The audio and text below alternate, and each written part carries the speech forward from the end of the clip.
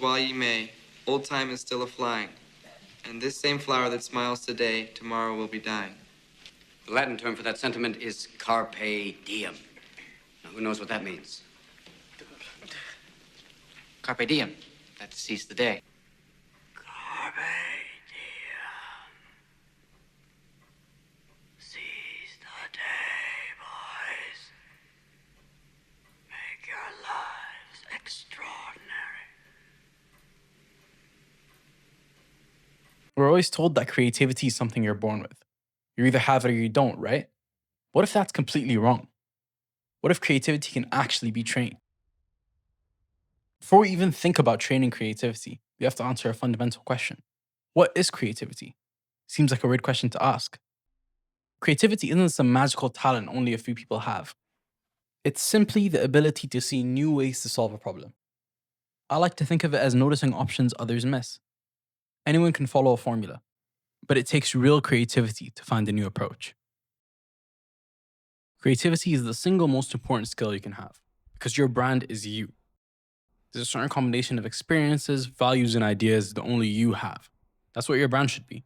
That's what creativity brings out. It's how you move beyond just repeating what's already out there and actually making something personal. It's the difference between blending in and standing out, between following someone else's path and building your own. Here's the cool part. Creativity isn't fixed. You can actually train it. I want to share 3 simple ways I found effective in starting. These take a little bit to implement, but the more you do, the easier it becomes.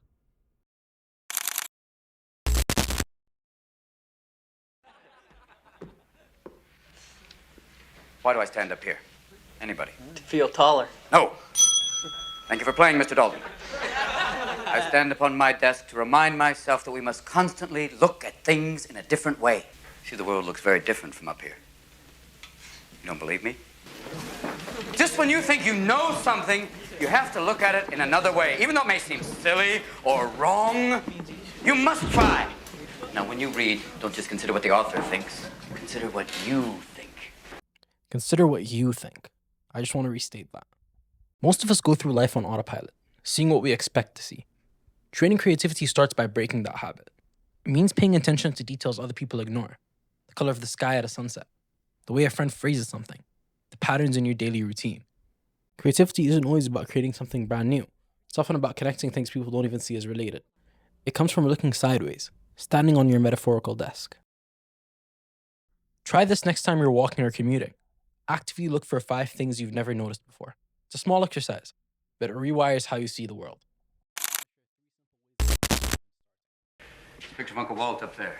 What does he remind you of? Don't think. Answer. Go on. A madman. What kind of madman? Well, think about it. Just answer again. A crazy madman. Oh, you can do better than that. Free up your mind. Use your imagination. Say the first thing that pops into your head, even if it's total gibberish. Go on. Go on. A sweaty-toothed madman. Good God, boy. There's a poet in you after all. Forget them, forget them. Stay with the blanket. Tell me about that blanket. You push it, stretch it, it'll never be enough. You kick at it, beat it, it'll never cover any of us. From the moment we enter crying to the moment we leave dying, it'll just cover your face as you wail and cry and scream. When faced with a problem or project, most people stop with the first idea that seems good enough. But often the best idea is the 3rd, 4th, or even 10th idea. This is where the real creative breakthroughs happen. It's pushing yourself to move past the obvious, even when it feels uncomfortable. Because creativity doesn't live in the comfortable stuff. It lives just beyond it. After your brain says, I don't know what else to say, that's when it gets interesting. You can practice this deliberately. Next time you need a solution, force yourself to write down at least 5 options. Even if they're silly. Hell, especially if they're silly. Don't judge them immediately. You won't find anything original if you only chase what's polished. You don't need brilliance. You just need to go past obvious long enough for something surprising to show up. I have a little secret for you. Huddle up. Huddle up!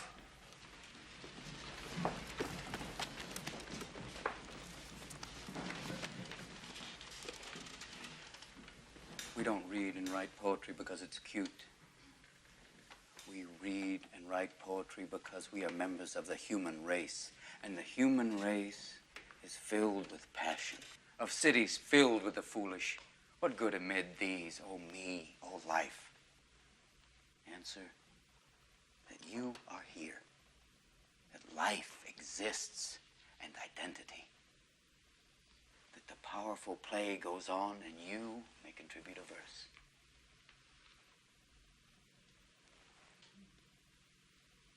What will your verse be? At some point, you have to stop reading, stop planning, and actually start creating. Because there's no book about swimming that'll ever teach you like a pool will. Creativity doesn't grow in your head, it grows in the act of doing. When you sit down to draw, write, record, or build, you run into real problems that you never think of in theory.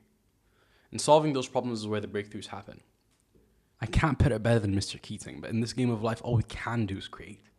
Hope to contribute our unique insight to the world. Most of what you make at first will suck. That's normal. That's the training. Every bad sketch, clumsy riff, or awkward draft is you lifting weights for your creative muscle. The people we admire, the artists, founders, musicians, didn't get there by waiting until their ideas were perfect. They got there by making a ton of imperfect things until one of them clicked. Alright, thanks for watching. I hope you enjoyed. These 3 rules really helped me cultivate my creativity. If any of it resonated, I'd love to know in the comments. And remember, do everything.